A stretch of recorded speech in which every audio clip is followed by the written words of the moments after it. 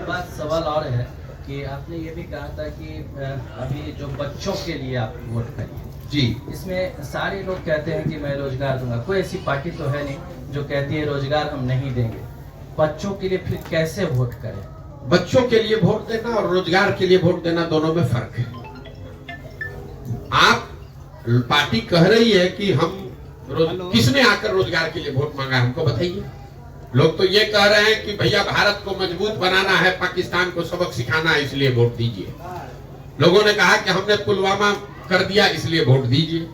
लोग ये कह रहे हैं कि तुम हमारी जाति के हो, तुमको आरक्षण देंगे इसलिए वोट दीजिए। लोग ये कह रहे हैं कि भाई भारत को मजबूत बनाना है इसलिए वोट दीजिए। लोग ये कह रहे हैं कि हमने मंदिर बना दिया इसलिए वोट दीजिए। लोग ये कह रहे हैं कि मुसलमान नहीं जीतना चाहिए इसलिए वोट दीजिए।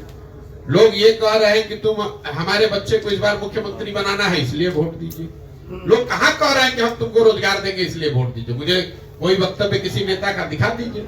ये तो घोषणा पत्र में एक बात मेंशन किया है। आप मुझे बताइए किसी बिहार के नीतीश कुमार ने, लालू जी ने, नरेंद्र मोदी ने, लोग सैकड़ों भाषण यहाँ उन्होंने दिए हैं, मुझे निकाल कर दिखाइए जहां उन्होंने ये कहा हो कि मैं आपके बच्चों के पढ़ाई के लिए व्यवस्था कर रहा हूं, मैंने 5 वर्ष में किया है इसलिए मुझे वोट दीजिए।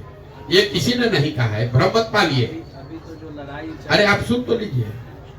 अगर मैं तो आपको कैमरे पे दावा कर रहा हूं, मोदी जी का भाषण आप मुझे सुना दीजिए जिसमें मोदी जी ने ये कहा है कि पिछले 5 वर्ष में हमने आपकी शिक्षा व्यवस्था, अपने आपके बच्चों के पढ़ने की व्यवस्था कर दी इसलिए मुझे वोट दीजिए। मोदी जी ये कह रहे हैं कि हमने आपके 5 किलो राशन की व्यवस्था की है इसलिए वोट दीजिए। मैं कह रहा हूं कि 5 किलो राशन से आपका पेट भरेगा, आपके बच्चों का भविष्य नहीं सुधरेगा। दोनों में फर्क करना समझिए।